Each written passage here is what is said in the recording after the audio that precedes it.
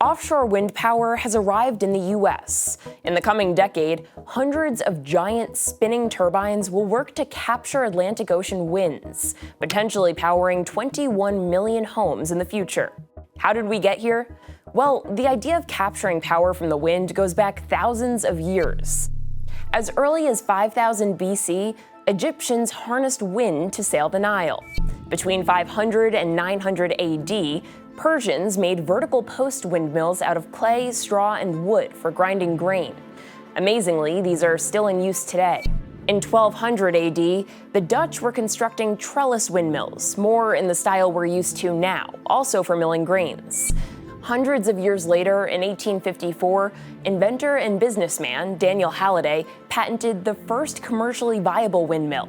It could automatically swivel to face changing wind directions and regulate its own speed. By 1890, farmers and ranchers in the U.S. were using wind power to pump water and generate small amounts of electricity. That decade brought steel blades and a wind power appearance at the 1893 World's Fair. The 1970s oil crisis renewed interest in wind energy, and in 1978, Jimmy Carter signed the Public Utility Regulatory Policies Act, which encouraged renewable energy production. If we use our technological imagination, if we can work together to harness the light of the sun, the power of the wind, and the strength of rushing streams, then we will succeed. The first large wind farms were installed in 1980 in California. And in 91, the world's first offshore wind farm was built in Denmark. In 2003, former Senator Ted Kennedy made it clear in an opinion piece that he disapproved of an offshore wind farm near Nantucket, writing, quote, "Our national treasures deserve better."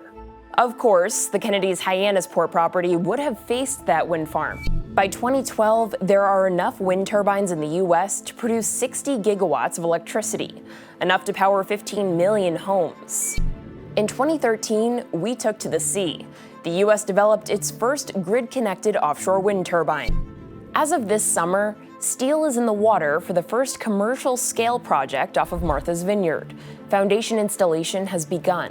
Vineyard Wind expects the farm to be completed next year, generating electricity for more than 400,000 homes and businesses in Massachusetts.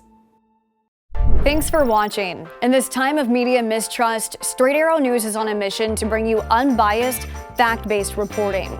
So to make sure you get journalism you trust, like and subscribe to Straight Arrow News below. It goes a long way in telling YouTube we're the kind of news you want to see more of.